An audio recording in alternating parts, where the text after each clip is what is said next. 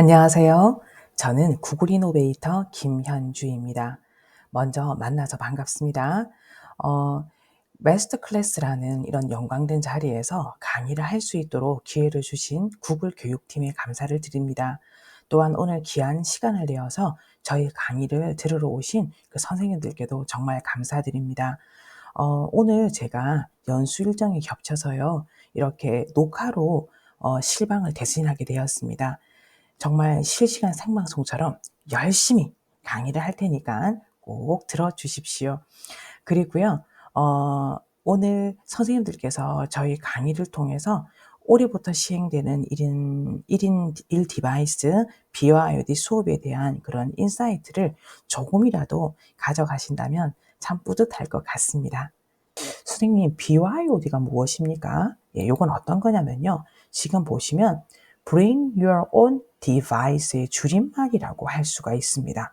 기업에서 개인이 소유한 스마트 기기를 직장에 가져와서 업무에 활용하도록 허용하는 정책을 뜻합니다. 이 서울교육청에서 이 BYOD의 개념을 설명하고 계시더라고요. 이런 이름으로 이제 서울형 BYOD 가방 속이라는 이름으로 하고 계신 것 같아요. 이 내용을 보면 해당 학년 전체에게 학교 단위로 동일 기기를 지원해서 교육의 디지털 전환 및 학생 개별 맞춤형 수업을 지원하는 사업이라고 이야기를 하고 있습니다. 전체에게. 그리고 동일한 기기를 지원을 했다는 겁니다. 근데 지금까지는 별로 그렇게 특이한 점은 없으셨을 거예요. 왜냐하면 우리가 학교별로 이렇게 동일 기기를 받은 학교들이 몇 년 전부터 있었잖아요. 뭐 조금 제한적이긴 해도. 하지만 이번에는 좀 더 정확하게 교육을 디지털 전환을 한다는 부분이 들어갑니다. 이 부분에 대해서는 제가 조금 이따 설명을 드릴 거고요. 또한 학생 개별 맞춤형 수업이라는 부분에 대해서도 나오고 있는데 설명을 좀 드리도록 하겠습니다. 기존 BYOD 정책이 가진 개인 간 경제적 편차, 다양한 기종의 혼재로 인한 수없이 어려움 등의 문제점을 극복하기 위한 마중물 정책이라고 이야기를 하고 있는데요. 선생님 혹시 있잖아요. 우리가 디지털 리터러시 능력이란 말을 한번 의미를 잘 생각해 보신 적이 있습니까? 우리가 그 말을 쓸 때는요, 교사와 학생이 다릅니다. 교사들 간에 느껴지는 디지털 리터러시 역량과 그다음에 학생들 간에 느껴지는 디지털 리터러시 역량은 이게 차원이 다릅니다. 어떤 거냐면 교사들은요, 좀 컴퓨터를 잘하는 선생님들이 아무래도 디지털 리터러시 능력이 그 역량이 좀 높으실 겁니다. 그러니까 이거는 컴퓨터라든가 이러한 사용 능력에 따른 거거든요. 그런데 학생들은 좀 다릅니다. 아이들이 가진 디지털 리터러시 능력은요, 제가 느꼈을 때는 뭐였냐면 바로 기기의 차이였습니다. 그러니까 교사들은 기계의 차이까지는 아니잖아요. 그런데 아이들은 경제적 편차에 따른 기기의 차이에 따라서 아이들이 디지털 리터러시 능력이 떨어진다는 걸 제가 많이 발견을 했습니다. 그래서 아이들이 이런 기기에 따른 디지털 리터러시 능력이 이게 편차가 생기지 않도록 특별히 비대면 수업을 할 때 정말 신경을 많이 썼습니다. 그런데 그런 부분들 을 좀 없애기 위함이다라고 이야기를 하고 있고요. 그다음에 다양한 기종이 존재한다면 선생님 우리 수업할 때 정말 기종에 따라 가르친다고 얼마나 힘들겠습니까? 그쵸. 만약에 아이패드 만약에 그쵸. 갤럭시 탭이라면 이거 두 개로 많이 다르잖아요. 동시에 가르친다는 거 정말 대부분의 선생님께는 너무나 큰 힘든 일이 될 것입니다. 그러니까 이런 부분들을 극복하기 위한 정책이라고 이야기를 하고 있습니다. 자, 이게 교육청별로 표현이 좀 다른데요. 아까 서울교육청은 BYOD라고 이야기를 했잖아요. 그러나 제가 근무하고 있는 부산시 교육청에서는 1인 1 디바이스 이렇게 이야기를 많이 하고 있습니다. 그래서 선생님들께서요, 제가 그 강의를 할 때 앞으로 1인 1 디바이스라고 하면 BYOD를 말하는구나. BYOD 하면은 1인 1 디바이스를 말하는구나. 이렇게 생각을 하시면 되겠습니다. 두 개가 같은 개념이라고 생각을 해 주세요. BYOD? 그러면 전교생이 계속해서 기기를 가지고 있다. 그래서 다시 말하면 기기에 대한 접근성이 매우 쉬워졌다. 그럼 다시 말하면 technology friendly class가 되었구나라는 생각이 되었습니다. 이때 technology based class는 아닙니다, 선생님. 제가 기술이 기반이 된 것이 아니라 정말로 이 교실에 늘 이렇게 디바이스를 쓸 수 있는 아이들의 디바이스가 늘 있는 거죠. 그러니까 기술 친화적인 교실이 된다는 생각이 들었습니다.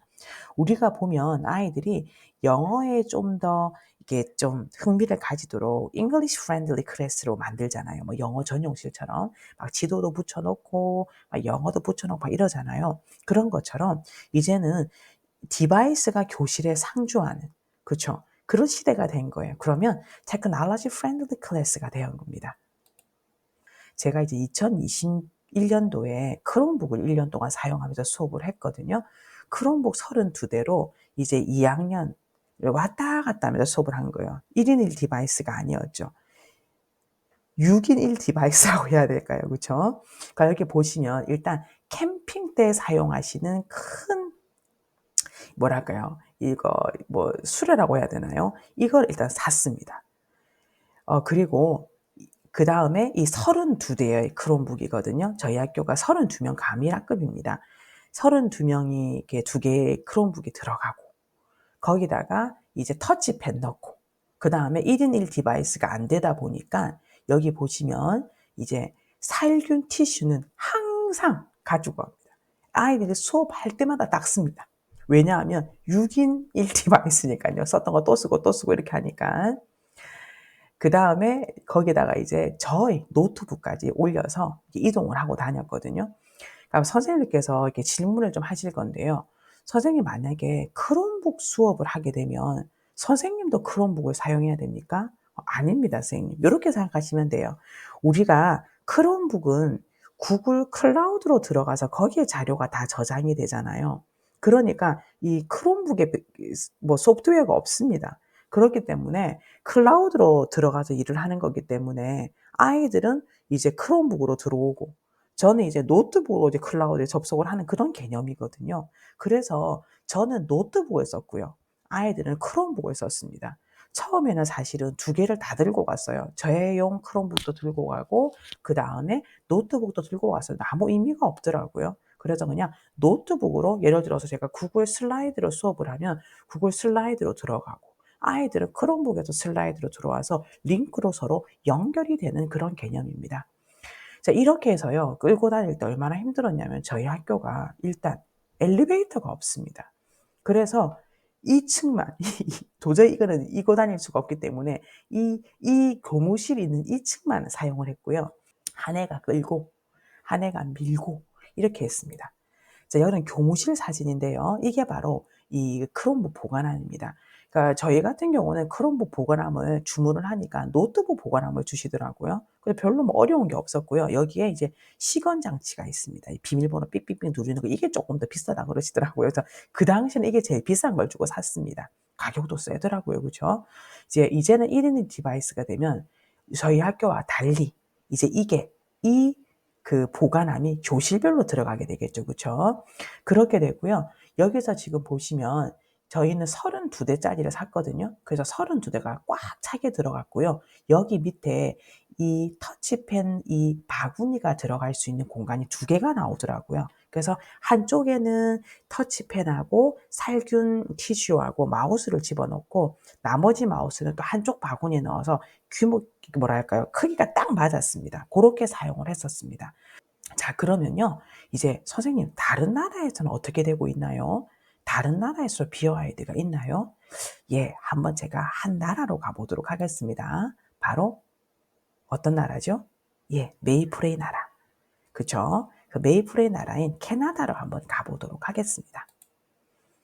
자, 갑자기 제가 솔직히 이거 배경음악을 깔아 드리고 싶었는데 이게 이제 저작권 때문에 이 방송이 끊길까 봐 그래 가지고 제가 지금 틀지 않고 있습니다.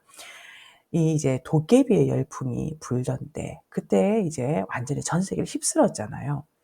그래서 이 도깨비 열풍이 불었던 그러니까 그 열기가 아직 식지 않았던 그다음에 2019 년도에 제가 이제 캐나다에 가게 됩니다.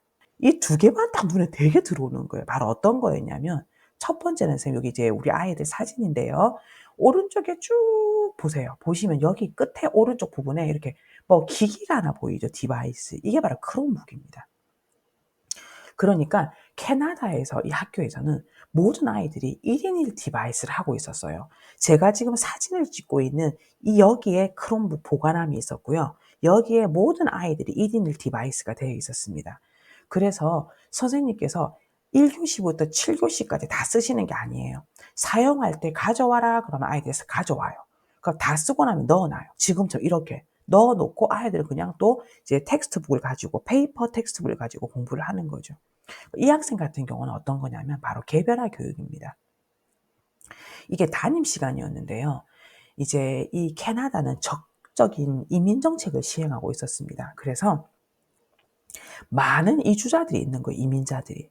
그러니까 이 개별화 교육이 있을 수밖에 없는 게 이게 언어를 다 안 되는 거예요. 그러니까 인지 능력 이런 건 다 되는데 언어가 안 되다 보니까 그것 때문에 개별화 교육이 많이 이루어지고 있었습니다. 그러니까 이 학생도 지금 이제 이민 온 지 얼마 안 된 학생이었고 이 언어적인 부분 때문에 이 아이가 크롬북을 가지고 따로 개별화 교육을 하고 있는 겁니다. 자, 이게 정말 전 너무 충격적이었어요. '저 작은 노트북도 아닌 저 작은 게 뭐지?' 저는 크롬북을 처음 봤거든요. 들어본 적도 없었고. 그다음에 두 번째는 바로 그 크롬북을 운영하는 체제인 구글 클래스룸이었습니다. 너무 신기한 거예요. 저 구글 클래스룸 처음 그때 봤거든요. 그러니까 개별화 교육이 가능하고 그다음에 아이들의 그런 활동들이 다 저장이 되고 반별로 다 이렇게 분류가 되고 이게 너무 신기한 거예요. 그 이 두 가지에 정말 그 캐나다에서 제가 보고 왔던 것 중에 가장 큰 이 발견, 깨달음이었습니다. 이게 그 도서관에서 수업을 하는 경우인데요. 아이들이 어떻게까지 수업을 하냐면 이게 크롬북이고 보시면 여기는 크롬북마다 애들마다 이렇게 크롬북 지갑이라고 하나요? 가방이라고 하나요? 그 백을 주더라고요. 그래서 이렇게 백이 있습니다. 요렇게. 이거 보시면 지퍼 보이죠? 지퍼로 잠글 수도 있습니다. 아이들이 도서관에 가서 책을 읽고 토론 수업을 하는 거예요. 여기에다가 기록을 하는 거죠, 이렇게.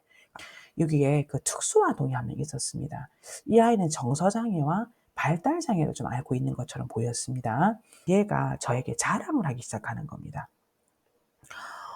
선생님 보세요. 저희는요 구글 클래스룸이라는 걸 써요.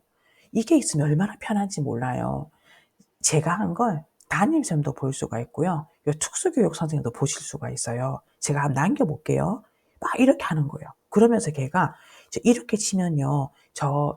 이렇게 치면 단어도 제가 찾아볼 수 있고요. 이러면서 막 설명을 해 주는 거예요. 그래서 걔가 너무 뿌듯해하는 거예요. 그러니까 저는 이제 그때 처음 본 거죠. '아 이게 개별화 교육도 가능하면서 장애 아동의 우리 특수 아동의 메인스트림이 가능하겠구나.' 그 생각이 좀 들었었고요. 그다음에 무엇보다 가장 좋았던 게 이 특수 아동의 자신감 그리고 자기가 이게 구글 클래스룸과 크롬북을 활용해서 아이가 이렇게 자신감 있게 이렇게 수업에 임한다는 그 자체가 너무 보기가 좋았습니다. 그게 저에게 굉장히 큰 좀 그런 충격을 좀 주었다고나 할까요? 그러면 제가 이제 캐나다에서 봤던 그 한 달간의 그 1인 1 디바이스 수업을 봤을 때 저희 느낀 점은 첫 번째로 무엇보다도 온 오프를 탄력적으로 오가는 수업이 정말 좀 신기했었어요. 종이도 존재하면서 그러면서 또한 이렇게 디지털도 존재하면서 그리고 그렇다고 또 너무 디지털 디바이스에 이렇게 끌려다니는 수업도 아니고 그렇다면서 또 온 오프로 왔다 갔다 하는 이 수업이 정말 탄력적으로 보였어요. '아 이렇게 운영이 될 수가 있구나.' 그리고 아까 말씀드린 것처럼 개별화 특수교육 특히 선생님 구글 클래스룸에 보면 아이 한 명만 과제를 부여할 수가 있잖아요. 또 그게 또 학부모에게 알림이 갈 수가 있고 '아 이런 부분들이 정말 참 좋구나.'라는 생각을 했었습니다. 그리고 무엇보다도 교사 업무 경감이 느껴졌어요. 숙제를 따로 거둘 필요 없고 그다음에 여러 특성에 있는 아이들을 따로 만나러 갈 필요가 없고 온라인에 하나의 그러한 온라인 클래스룸이 생기는 거잖아요. 거기에서 모든 자료와 출기를 다 확인할 수 있다는 게. 그게 업무가 굉장히 경감이 되고 또 이게 페이퍼로 하는 게 아니라 디지털로 하다 보니까 구글 슬라이드, 구글 문서 이렇게 저장이 되다 보니까 '자료 보관이 굉장히 쉽겠구나. 이게 무엇보다 선생님도 업무가 되게 경감되겠구나.' 이 생각이 좀 들었었습니다. 그리고 페이퍼리스 클래스룸이 우리 그 당시 막 말이 많았는데요. '이러면 페이퍼리스 클래스룸도 가능하겠구나. 그래서 환경에도 좀 도움이 될 수도 있겠구나.' 그리고 나처럼 글씨를 잘 못 쓰는 사람들은 이 디지털 디바이스는 게 참 좋겠구나. 그리고 노트 검사를 안 해도 되겠구나. 그러니까 교사 입장에서는 노트 검사를 안 해도 되고 아이들 입장에서는 또 노트를 써야 된다는 저처럼 악필인 아이들이 있잖아요. 그때 노트 쓰는 거 되게 싫어하거든요. 그런 아이들에게도 서로에게 자유를 줄 수 있겠구나. 이런 생각이 들었었습니다. 자, 이제 그러면요. 이제 우리가 한국에서 시행되는 BYOD. 그러면 이게 시대적 흐름과 어떻게 통하는지 한번 보도록 하겠습니다. 선생님 혹시 DT라는 말을 아시나요? DT. 디지털 트랜스포메이션이 되겠습니다. 자, 4차 산업혁명을 뜻하는 겁니다. 그러니까 우리 보통 디지털 트랜스포메이션이라고 하지만 기술의 발전에 따라서 4차 산업혁명이라고도 이야기합니다. 자, 그러면 이 4차 산업혁명 가장 큰 특징이 뭘까요? 왜 디지털 전환이 이루어지게 되었을까요? 바로 가장 큰 특징은 바로 5G입니다. 이 5G 기술이 없다면 제4차 산업혁명, 그다음에 DT는 있을 수가 없는 겁니다. 왜냐하면 초고화질 영상을 1초 만에 다운로드가 가능하고요. 4G LTE보다 20배가 빠르다는 겁니다. 그러면 이게 우리가 이런 위의 부분보다 중요한 밑에 겁니다. 바로 기술이 정말로 빠르게 인간의 삶에 연결된다는 겁니다. 그렇기 때문에 DT가 아주 자연스럽게 이루어지겠죠. 1억 명의 사용자가 전화기를 사용할 때는 75년이 걸렸대요. 1억 명의 사용자가 인스타그램을 사용하는 데는 2년이 걸렸답니다. 자, 저희 사진에 가려 있는 이 그림. 자, 포켓몬고죠. 포켓몬고는 1억 명의 유저가 생길 때까지 얼마 걸렸을까요? 포켓몬고는 몇 년도 아니고요. 바로 한 달 걸렸다고 합니다. 왜요? 속도가 그만큼 빨라졌을까요? 포켓몬고는 AR, 메타버스 AR 기능입니다. 그런데 그게 1억 명의 유저가 생길 수 있는 게 바로 한 달밖에 걸리지 않았다는 거죠. 자, 그러면 여기서 다시 말하면요. 5G가 들어왔다는 것은 바로 메타버스가 가능하다는 겁니다. 선생님, 이 메타버스라는 건요. 우리가 온라인까지는 지금 2D였잖아요. 평면이었는데 메타버스가 들어왔다는 건 바로 3D인 겁니다. 차원이 달라지는 거예요.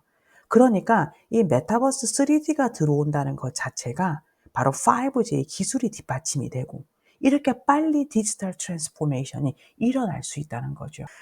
아마 선생님들 중에 특히 여자 선생님들 중에 이 앱 안 쓰시는 분들 둘 중에 하나의 앱 안 쓰시는 분 안 계실걸요? 바로 이 기술이 AR 기술입니다. 그러니까 선생님 잘 쓰고 계셨다는 거예요. 그러니까 "나 메타버스 몰라요. 어려워요." 이러지 마시고 이런 기술들도 바로 그것도 PC가 아니라 바로 휴대폰으로 가능하다는 거는 정말 속도가 엄청 빨라진 겁니다. 거기다가 선생님들 내비게이션도 쓰실 거고요. 구글 맵스 쓰고 계시잖아요. 이게 다 바로 5G 그리고 메타버스 시대라는 겁니다.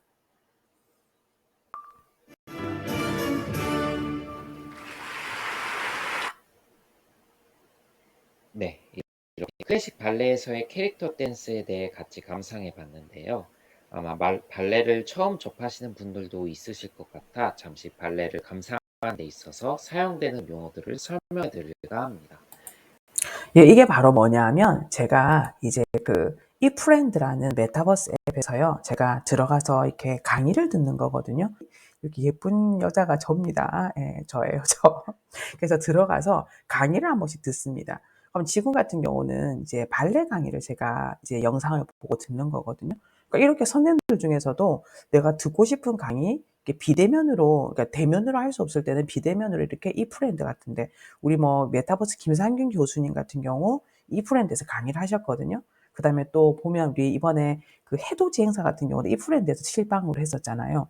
그런 식으로 메타버스 사회가 우리에게 이미 많이 들어와 있습니다. 자, 그러면 이걸 이제 학교로 한번 들어와서 보도록 하겠습니다. 그러면 학교에서는 어느 정도의 DT, 즉 디지털 트랜스포메이션, 디지털 전환이 이루어지고 있을까요? 이미 업무에서는 많이 이루어지고 있는 것 같아요. 나이스라든가 독서 교육 시스템, 뭐 건강상태 자가 진단이라든가 여러 가지 알림이 앱들, 또 저는 이제 이런 것들이 이미 DT화가 이루어지고 있는 거죠. 그리고 저는 이제 담임 업무를잖아요. 선생님들이 많이 활용하시는 거 많이 봤거든요. 구글 사이트로 담임 기록하시는 분들, 그다음에 네이버 블로그에 기록하시는 분들. 이렇게 해서 제가 볼 때는 우리가 학교 속에서 BYOD를 시작한다, 시행한다 이거는 업무적인 면은 이미 되어 있다라고 생각을 합니다. 그럼 어디에 해당하는 걸까요? 바로 이 부분입니다. 저희가 BYOD 정책의 적용 범위는 제 생각에는 수업이라고 생각을 합니다. 다시 말하면 교육을 디지털 전환시킨다는 말은 나의 수업을 디지털 전환화시킨다는 그 말로 생각을 하시면 될 것 같습니다. 이제 BYOD를 다시 다른 시각으로 한번 보도록 할게요. 이 수업을 DT화한다는 것은요. 여기에서 보시면 전체 교과에 기술이 융합된다고 볼 수가 있잖아요. 그쵸? 왜냐면 디바이스가 항상 같이 하니까 자연스럽게 융합이 되어지는 겁니다. 자, 그러면요. 제가 음악을 참 들려드리고 싶었는데 이제 그럴 수가 없어서 지금 보시면 공통적인 게 보이시죠? 바로 요즘 청소년들 사이에서 가장 많이 유행하고 있는 교차 편집에 관한 겁니다. 그러니까 이게 음악을 학생들이 바로 다 듣는 게 아니에요. 여러 무대별로 방송별로 교차 편집하는 거죠. 또 댓글별로 교차 편집을 해서 그것만 보는 거예요. 진짜 재미있는 그 부분만. 이제 우리 문화 트렌드 쪽에서는 아예 융합이 자리 잡은 것 같아요. 그러니까 특히 리믹스라든가 매시업이라든가 지금 제가 아까 말씀드렸던 교차 편집이라든가 이게 문화 트렌드로 이제 자리를 잡은 것 같거든요. 그럼 지금 다시 보시면 뭐 리믹스 같은 경우는 아예 또 이게 그냥 어 다운을 받아서 그걸 받아서 자신의 것을 다른 사람에게 나누어 주는 거죠. 나누어 줘서 그걸로 또 다른 사람이 또 다른 융합적인 창작물을 내는 거죠. 또 그게 바로 또 저작권이 아니라 저작권과도 연결이 되는 거예요. 그러니까 저작권은 독보적으로 내 것만 지키지만 저작권은 나의 작품을 공유하고 또 다른 사람과의 작품을 융합하는 거잖아요. 이 저작권 자체도 공유와 융합의 문화가 되어지는 겁니다.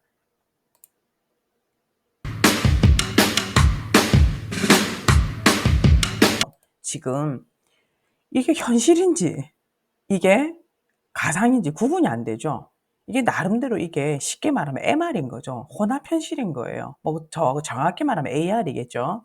그러니까 요즘에 이 트렌드 자체가 이렇게 하고 노는 게 제페토에서 아이들이 노는 거거든요. 현실에다가 AR을 만드는 거죠, 이렇게. 이렇게 만들어서 이게 정말로 이게 트렌드 자체가 융합의 그런 트렌드가 돼 버리는 것 같아요. 자, 이제 제가 이거를 하고 싶은 말은 뭐였냐면 학생들은요. 디지털 원주민, 디지털 네이티브라는 겁니다. 그러니까 이 우리가 흔히 MZ 세대라고 하잖아요. 어렸을 때부터 인터넷과 스마트폰을 접했기 때문에 디지털 환경에 숨쉬는 것처럼 자연스러워요. 특히 또 젊은 아이들 같은 경우는 우리 청소년들 같은 경우는 휴대폰으로 모든 걸 했기 때문에 우리 같은 세대들은 일단 마우스를 하나 거치잖아요. 그런데 이 아이들 같은 경우는 마우스를 거치는 게 아니라 바로 기기에 손가락을 대니까 마치 내 피부처럼 느끼는 거예요. 이유가 어떤 활동이었냐면 크롬 캔버스로 그림을 그린 거였어요. 당연히 이제 크롬북을 했습니다. 자, 첫 번째 학생, 두 번째 학생. 공통점이 있죠, 선 그쵸? 아이들이 크리스마스 때 뭘 하고 보냈다는 거죠? 예, 둘 다 바로 디지털입니다. 이 아이는 아마 게임을 하는 것 같고요. 이 아이 같은 경우는 넷플릭스를 보는 것 같습니다. 그러니까 이제는 이 아이들이 디지털 네이티브 아이들은 정말 이 디지털 문화가 자기들에게는 아예 그냥 하나의 일부가 되어 버린 겁니다. 그러니까 그때 이제 전 이제 이 부분이 선생님께 말씀을 드리고 싶었어요. 그런데 대부분의 교사들 이제 우리가 MZ 세대에 해당하는 선생님들 분명히 계실 겁니다. 그런데 대부분의 선생님들은 이제 디지털 원주민이 아니라 이제 디지털로 이주해 가는 이주민이라고 생각을 하실 수가 있거든요. 이런 용어가 있거든요. 그러면 선생님들께서 이 DT, 그다음에 교육적 DT 현상, 바로 BYOD 1인 1 디바이스에서 선생님께서 과연 생각해 보아야 될 것은 무엇일까요? 그러니까 저는 이걸 딱 했을 때 '아, 우리들은 노력을 좀 해야 되겠구나.' 아이들은 굉장히 자연스럽게 오지만 우리 같은 경우는 노력해야 될 게 많습니다. 일단 기기를 배워야 된다는 거, 플랫폼을 배워야 된다는 것도 있지만 저는 선생님들의 그 머릿속에 우리의 그 철학이 있잖아요. 그게 되게 힘든 거예요. 그러니까 우리들은 어릴 때부터 "TV 보면 안 된다." 뭐 이런 거 있잖아요. 그쵸? 그다음에 또 "게임은 나쁜 거다." 그런 것들이 우리가 은연중에 깔려 있는 것 같아요. 우리의 철학. 그러니까 우리의 그런 선입견들. 근데 이게 바뀌기가 너무 어려운 거예요. 근데 이제는 게임하면 게이머가 정말 학생들이 되고 싶은 정말 돈이 많이 버는 그런 직종이 되고 심지어 우리나라를 알리고 홍보하는 그런 게이머들이 있고, 그 요즘은 아예 P2E라고 그러잖아요. Play to earn. 바로 게임을 하면서 돈을 버는 거예요. 그러니까 예전에는 게임하면 우리 애들한테 뭐라 했는데 이제는 "어 그래. 열심히 해라. 돈 많이 벌어라." 이제 이렇게 된다는 거죠. 그런 것처럼. 그러니까 저는 우리가 가진 그런 먼저 이런 생각들을 좀 많이 좀 이렇게 이게 선생님 많이 힘드실 것 같아요. 우리가 하면 안 된다, 피해야 된다, 쪼금 멀리해야 된다는 것들을 이제 내가 받아들여야 된다는 거.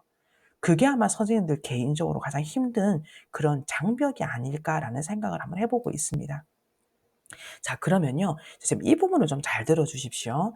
그러면 선생님 과연 내 수업에 BYOD 즉 1인 1 디바이스를 가져올 때 어떤 걸 고려해야 되는지 구성 요소가 4 가지가 있거든요. 자 선생님 우리가 생태계라는 말이 있습니다. 이 생태계라는 말은 보통 우리가 환경적인 부분을 많이 썼잖아요. 그런데 이런 산업 혁신적인 부분에서도 생태계라는 말을 이제 굉장히 잘 많이 쓰고 있는 보편적인 용어가 되었습니다. 거기서 말하는 생태계는 4 가지 구성 요소가 있습니다. 네트워크, 디바이스, 플랫폼, 콘텐츠 이렇게 있습니다. 자 그러면 이 부분을요. 제가 BYOD가 적용이 되는 우리 교육 생태계로 한번 가지고 와 봤습니다. 그러면 요 4 가지가 있단 말이에요. 네트워크, 디바이스, 플랫폼, 콘텐츠.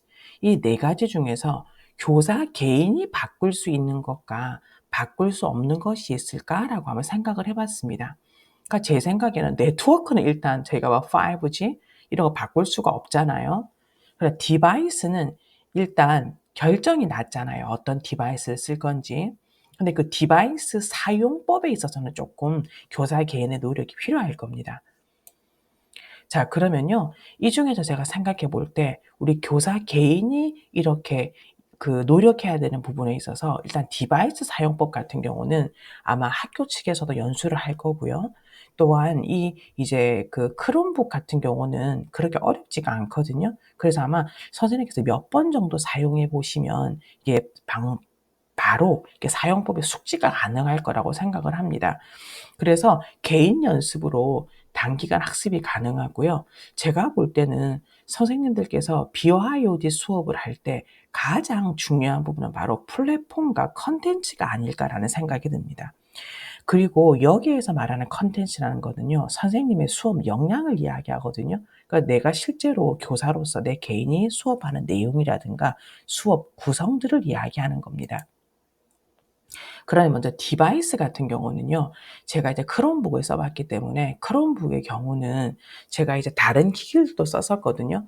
거기에 비해서 아무래도 크롬만 되다 보니까 계정별 로그인이잖아요. 아예 크롬북 자체가 계정별로 로그인을 하다 보니까 무척 편했고요. 아무래도 이게 구글 거다 보니까 G 워크스페이스를 사용할 경우에는 매우 편하다는 장점이 있었습니다. 그리고 키보드 자판도 거의 비슷한데 위에 이제 기능키들이 조금 다르거든요. 그런 것들은 선생님께서 이게 출력을 해서 붙여 두신다거나 요렇게 해서 아니면은 수업하실 때마다 들고 다니신다거나 아니면 출력해서 교실에 붙여 둔다거나 학교 측에서 그렇게 하면은 그렇게 어려운 면이 없다고 생각을 합니다. 자 그러면요. 선생님들 개인적으로 한번 여쭤보고 싶어요.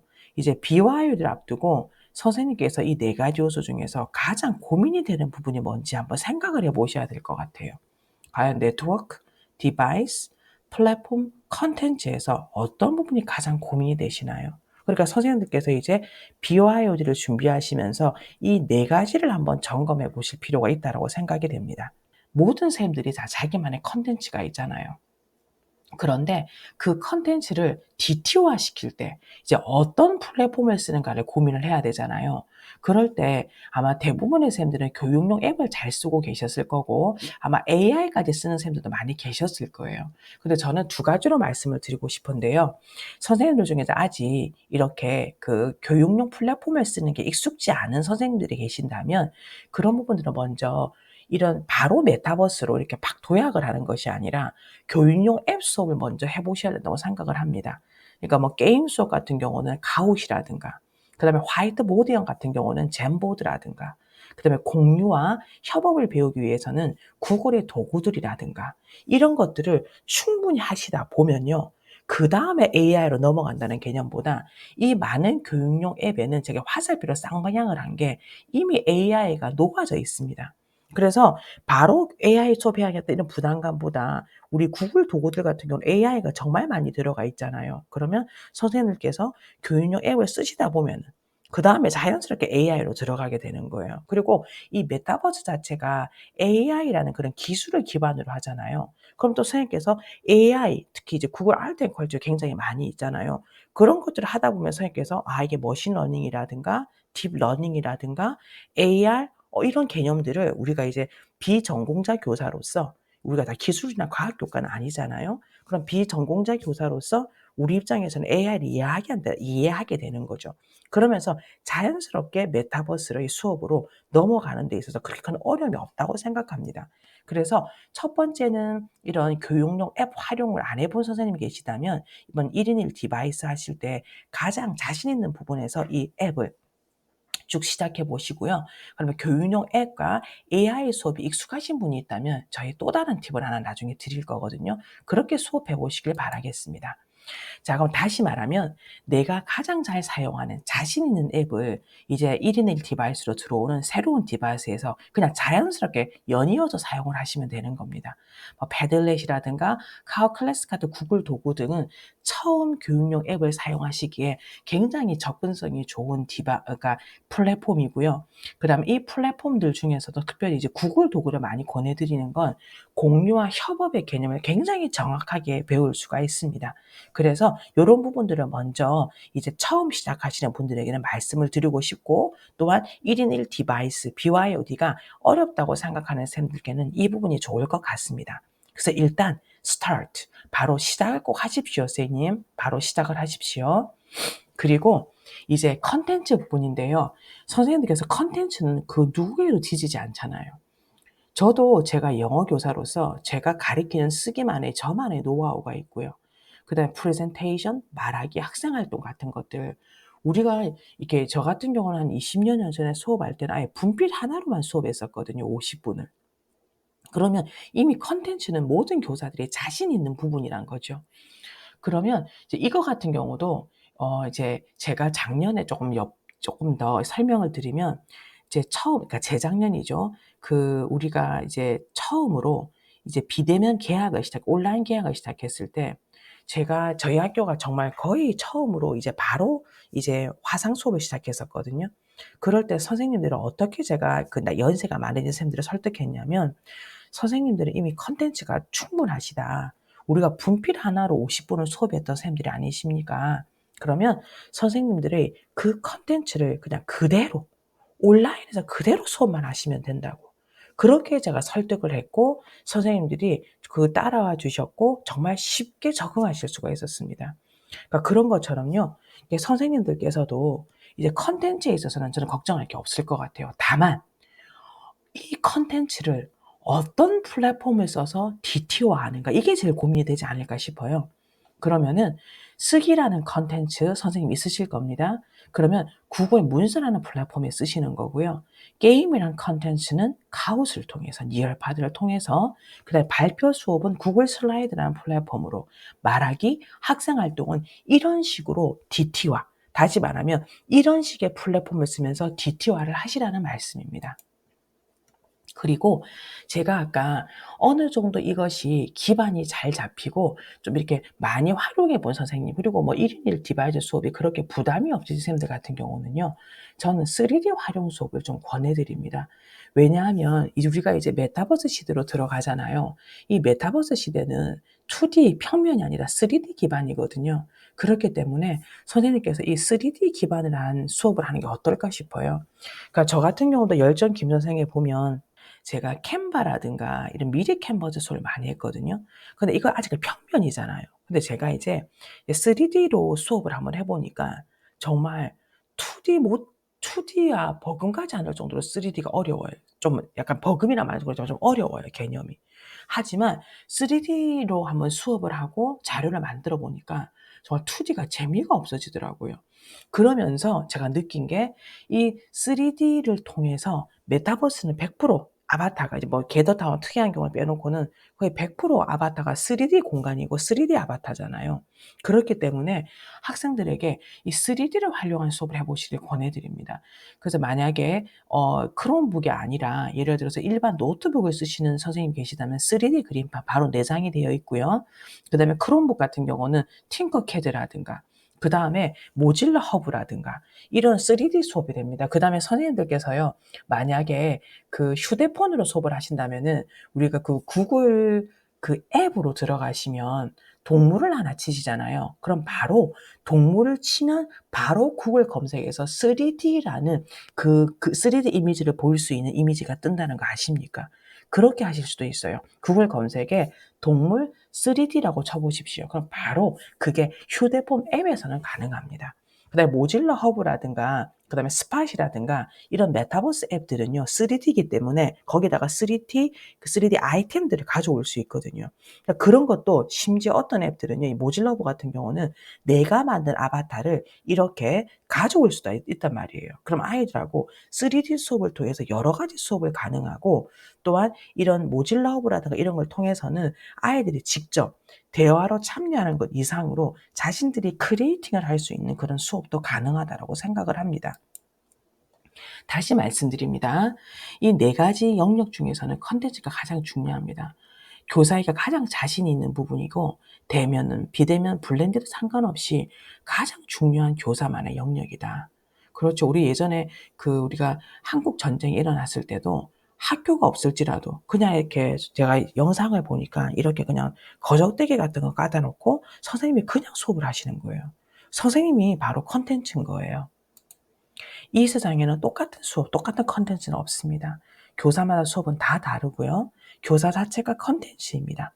선생님의 경험이며 철학이며 이게 바로 또한 NFT입니다.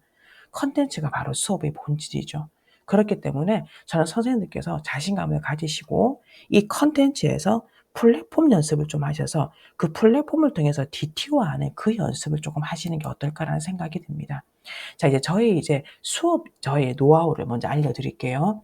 저는 일단 아이들하고 크롬북 수업을 시작할 때 항상 학생 협약을 만들었습니다. 왜냐하면 분명히 딴짓하는 학생들이 나올 수 있거든요. 크롬북 수업에도 딴짓하는 학생은 나옵니다. 왜냐하면 크롬 안에서 검색하고 크롬 안에서 디스코드 들어갈 수 있거든요.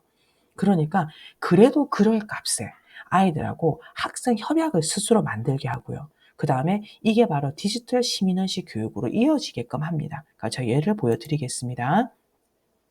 캔바에서 포스터를 만든 건데요. 영만세 저의 그 주제 수업이었는데 영만세 크롬북 수업 서약서 요거를 만들어 봤습니다. 이거는 일단 제가 만든 게 아니라 아이들하고 충분히 이야기를 했죠. 대면 수업 때 이야기를 하고 어떤 게 반드시 필요할까 요렇게 하고 그다음에 영어로 만나는 세계 문화라서 영어로 이렇게 올렸습니다. 그러고 난 다음에 아이들 여기에다가 사인을 해서 제출도 하고 그다음에 구글 클래스룸에 개인적으로 올리도록 했습니다. 자, 그리고 이거는 있잖아요. 인포그래픽인데요. 좀 더 자세하게 이제 크롬북 사용 규칙, 그다음에 지금 학생들이 이렇게 만들었죠. 크롬북 사용 규칙, 디지털 디바이스 사용하기, 디지털 클래스 규칙 제목도 아이들 나름대로 붙이게 했습니다. 그래서 아이들 스스로가 만들도록 했습니다. 얘들아 어떤 걸 준비해야 될까? 어떤 걸 우리가 디지털 수업할 때는 필요할까? 그러니까 여기 보시면 이 하나, 둘, 세 개가 있는데요. 왼쪽에 있는 아이가 좀 가장 많은 아이들이 또 투표까지 했었거든요. 받은 겁니다. 그러니까 이런 것들을 교실에 붙여주시면 되는 거죠. 다른 사이트에 접속하지 않기, 조심히 다루기, 선생님의 지시를 따르고, 기본 설정을 바꾸지 않고, 이제 왜냐면 아이들이 뭐 배경 화면을 깐다든가 이런 거요. 그 다음에 수업이 끝나면 로그아웃하고, 크롬북을 교실 밖으로 절대로 들고 나가지 않고, 이런 것들을 아이들 스스로가 한번 생각을 하게끔 했습니다. 이 아이 같은 경우는 딴짓하지 않겠습니다. 공공 물건입니다. 그다음에 로그아웃을 하겠습니다. 그다음에 모를 때는 선생님께 질문 한번 해보도록 하겠습니다. 그리고 규칙을 어긴 행동에 대해서는 책임을 지겠습니다. 또 이 학생 같은 경우는 지각을 하지 않겠습니다. 그러니까 쓰면서 다시 한번 생각을 하고 그다음에 아이들이 발표하는 걸 보면서 다시 한번 생각을 하게끔 만드는 겁니다. 이거는 알로로 만들었습니다. 옛날에 빅캔버스였죠. 이거는 이제 모둠 활동으로 했습니다.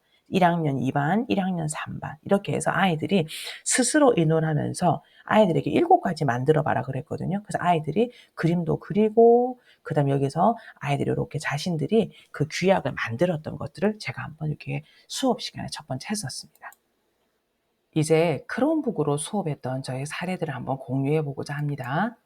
자, 크롬북 활용 수업 사례는요. 1학년 주제 수업은 1인 1디바이스로 계속 했습니다. 한 번도 빠짐없이요. 2학년 영어 수업은 2주일에 한 번 정도 했었습니다. 이 크롬북이 특별히 드로잉 기능이 들어간 수업이 굉장히 좋은 것 같습니다.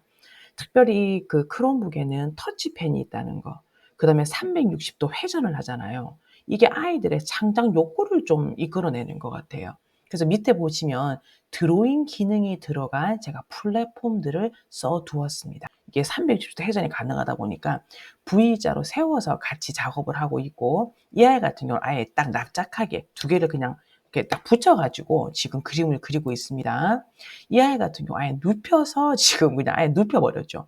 요렇게. 그러니까 학생들이 딱딱하게 정해진 게 아니라 자기가 원하는 방식대로 바꾸는 거예요.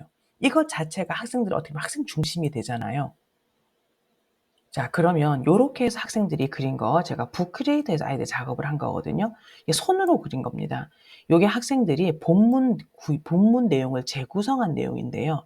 이렇게 아이들이 손으로 다 그린 거예요. 글자는 타이핑을 친 거고 이 똥 모양들 다 다르죠. 누가 내 머리에 똥 쌌어? 이거를 이제 각색을 한 건데 요렇게 그림을 이렇게 그렸습니다. 자, 그리고요. 또 다른 학생과 한번 보도록 하겠습니다. 요건 내 본문 내용을 살펴보는 건데 이렇게 아이들이 손으로 그린 겁니다. 이렇게요. 요렇게 손으로 그린 겁니다. 요렇게요. 자, 요렇게요. 자, 손으로 그린 그림들. 굉장히 디테일하게도 그리고요. 그리고 여러 가지로 아이들이 이렇게 그림을 그리신 걸 알 수가 있습니다. 자, 그리고요. 이 크리스마스 갤러리 워크였는데요. 요거는 크롬 캔버스를 그린 것을 패들렛에 올려서 아이들하고 갤러리 워크 활동을 한 겁니다. 보십시오. 다 크롬북으로 한 거거든요. 지금 보시는 것처럼 학생들이 이렇게 지금 그림을 그린 걸 알 수 있습니다. 이걸 아이들이 굉장히 좋아합니다. 자, 그리고 이거는 이제 페인트 위드 뮤직해서요. 이 구글 아트 앤 컬처에 있는 음악으로 그림을 그리는 그러한 툴인데요. 정말 재미있고 학생들이 정말 좋아하는 활동이 됩니다.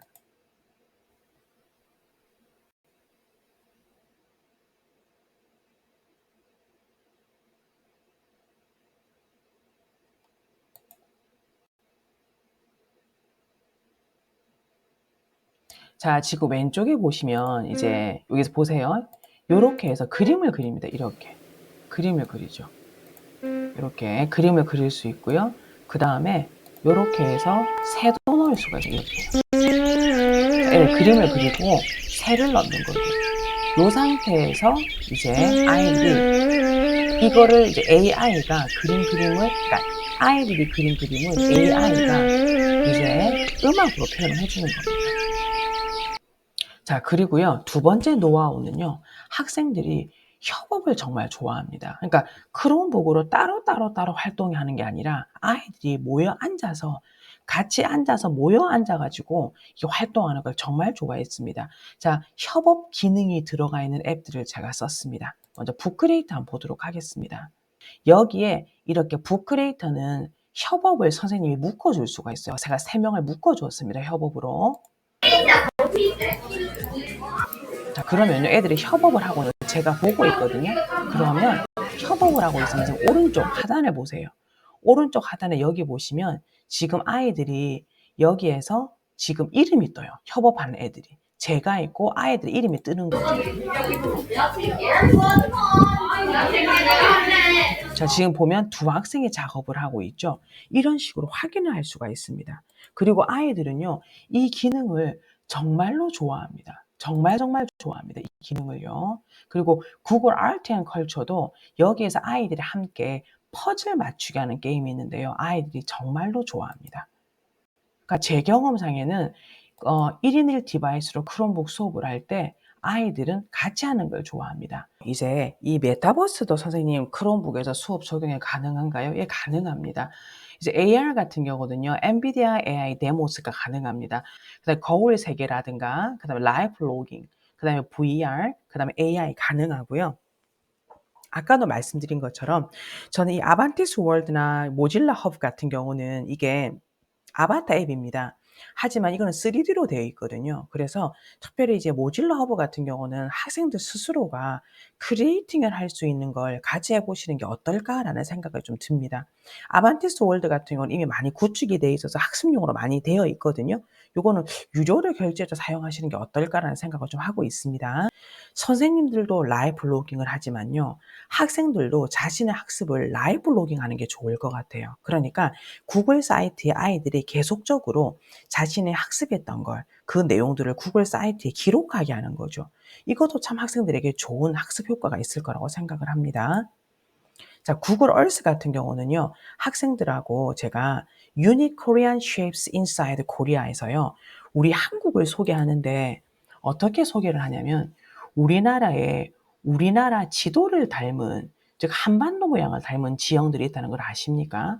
그래서 학생들에게 영어로 외국인들에게 한국을 소개하는데 그걸 되게 특이하게 이제 우리나라 지도 모양을 닮은 그런 지역들을 소개하고 그곳에 어떠한 좋은 그런 관광 그런 아이템들이 있는가 그런 것들을 영어로 설명하게 하는 그런 활동들을 했습니다. 자, 이제 학생들이 만든 프로젝트를 보도록 하겠습니다. 자, 여기 보시면은 요렇게 지금 첫 번째 영월 한반도라고 나오고 이렇게 아이들이 영월 한반도 지형에서 요렇게 이제 자료들을 이제 업로드를 한 겁니다. 그다음에 스스로 아이들이 직접 이렇게 다 만들었습니다. 각도와 뷰를 조정을 해서 이걸 아이들이 요렇게 또한 테두리까지 학생들이 다 찍게 했습니다. 그러면 설명을 또 오른쪽에 설명을 하고요. 요런 식으로 하고 난 다음에 아이들이 발표를 했는데요. 이런 수업도 이 그 크롬북에서는 구글 얼스 수업이 굉장히 잘 됩니다. 요렇게도 설명을 하고 우리나라 지형들을 이렇게 소개를 하고 요걸 아이들이 맞추는 거죠. 요것도 나름 3D잖아요. 되게 어려웠지만 학생들이 정말로 어려웠지만 굉장히 재미있어하고 굉장한 성취감을 느꼈던 그런 수업이었습니다. 이제 선생님들이 궁금하신 점을 한번 생각을 해 봤습니다. 크롬북 고장이나 수리 빈도는 거의 없었습니다. 그 처음에 새 제품이 들어오다 보니까 좀 멍하다거나 이렇게 시간이 걸리는 경우 있었거든요. 24시간의 마법 아시죠? 24시간이 지나니까 괜찮더라고요. 그러니까 수리 크롬북 고장에는 거의 없었습니다. 아니요. 수업 시간 동안 계속 크롬북을 사용하지 않았습니다. 저는요. 처음에는 크롬북을 다 사용했었어요. 그런데 너무 이상한 거예요. 수업 시간에 가장 듣기 좋은 아이들의 제잘거리는 소리가 없는 거예요. 그래서 크롬북을 설명할 때는 일단 크롬북을 닫게 하고요. 그다음에 아이들하고 크롬북으로 개인적인 활동을 할 때도 있지만 주로 협업 활동을 하도록 많이 했습니다. 또 협업 활동할 때도 아이들이 그냥 단순히 뭐 북크리에이터면 북크리에이터, 구글 슬라이드로 끝나는 것이 아니라 젠보드나 크롬 캔버스를 활용해서 도안을 짜게끔 했습니다. 그러니까 계속 아이들의 시끄러운 소리가 들리는 거죠. 딴짓하는 학생들은 분명히 있습니다. 이런 학생들은 어떻게 했냐면요. 뭐 야단치는 건 당연한 거고요. 돌려서 제가 보이도록 책상 아예 돌려버렸습니다. 그 제가 하는 걸 볼 수 있게끔 그렇게 했습니다. 자, 디바이스를 쓰면 진도 나가기가 힘들지 않나요? 힘듭니다, 선생님. 그래서 이거는 정말 맞습니다. 그러니까 저는 주제 수업 때 주로 썼고요. 일반 수업 때는 좀 진도 나가면서 그다음 활동해야 될 때 썼습니다. 뭐 단어집 만들기, 내용 요약하기, 문제 내기 뭐 이런 식으로 본문 내용 바꾸기 이런 식으로 활동이 있을 때 20분씩 했거든요. 근데 처음에는 디지털 기기가 익숙지 않으시면 1시간 정도 쓰셔야 될 겁니다, 선생님. 그거 있잖아요. 좀 진도 상관없이 하실 수 있을 때 학년 초라든가 시험 후라든가. 그런데 좀 익숙하게 되시면 20분 정도 활용도 가능하십니다. 자, 학생들이 가장 많이 하는 크롬북 관련 질문 언어 바꾸기입니다. 언어가 자꾸 바뀌어지거든요. 그럴 때는 그냥 외우시면 돼요. 컨트롤 스페이스바. 그다음에 한 번씩 먹통이 되는 경우가 아주 드물지만 있었습니다. 그럴 때는 그냥 하루 지나니까 또 낫더라고요. 그렇게 내버려 뒀었습니다. 크롬북에 필요한 액세서리는요. 터치펜과 마우스 꼭 있어야 됩니다. 마우스가 정말 필요합니다, 선생님. 그래서 요 마우스는요. 5,000원 이하로 싼 마우스 사시면 되거든요. 그걸 사서 하시면 되고요. 저 같은 경우는 이제 여러 명이 쓰다 보니까 살균 티슈를 늘 같이 썼었습니다. 그 이제 다이땡 있잖아요. 거기 가 가지고 그 번호 붙이는 그 스티커 많거든요. 그거 가져와서 다 붙였습니다, 일일이. 좀 힘들더라고요. 근데 제가 얼마 전에 보니까 이 업체에서 미리 라벨링을 다 해서 보내주는 것도 있더라고요. 그러니까 마우스는 그냥 이름을 붙이지 않았습니다. 근데 아마 선생님께서 1인 1 디바이스 하면은 라벨링을 또 하셔도 될 것 같아요. 자, 이렇게요. 마우스 쓰고 그다음에 지금 보시면 크롬북 있고 그다음에 요렇게 이제 펜이 있고요. 마우스 패드는 없기 때문에 책을 그냥 받쳐서 이렇게 썼습니다. 자, 라벨링 한 거요. 크롬북 사용 수업 시 단점은 어떤 게 되냐면요. 아무래도 교사 학생 사용법 조금 적응 시간이 걸릴 겁니다. 그다음에 구글의 업데이트에 따라서 갑자기 되지 않는 앱들이 있습니다. 우리가 SSO 해 가지고 우리가 싱글 사인온 하잖아요. 그러니까 한 번에 로그인해서 계속 쓸 수 있잖아요, 구글 같은 경우는. 그래서인지 이게 잘 안 될 경우가 좀 있어요. 그러면 이제 어드민에서 조정을 좀 해 줘야 된다거나 또 24시간이 지나니까 또 되는 경우도 있더라고요. 그다음에 특정 앱들 특히 북크리에이터가 그런데요. 이게 크기에 되게 민감해요, 화면 크기에. 그래서 한 번씩 살짝 북크리에이터 쪼끔씩 이제 위치가 아이들이 이렇게 그림을 넣었던 그 위치가 살짝 달라지는 경우가 있는데 이거는 크롬북 때문이라기보다 북크리에이터 앱 문제인 것 같아서 북크리에이터에 제가 문의를 해둔 상태입니다. 선생님 이제 시간이 다 되었거든요. 선생님께 도움이 되기를 바라고 또 이렇게 인사이트를 좀 드리길 바랍니다. 또 아무래도 이게 저 혼자만의 생각이거든요. 그 제가 연구하고 또 저의 경험을 나눈 것이기 때문에 더 좋으신 의견들 그런 의견들도 있을 거라고 믿습니다. 자, 선생님 들어 주셔서 감사하고요. 또 이번에 1 인의 디바이스 수업 때 정말 선생님께서 선생님이 가르친 콘텐츠를 가지고 이게 좀 자신 있게 또 즐거운 그런 수업이 되시길 바라겠습니다. 선생님 수고 많으셨습니다.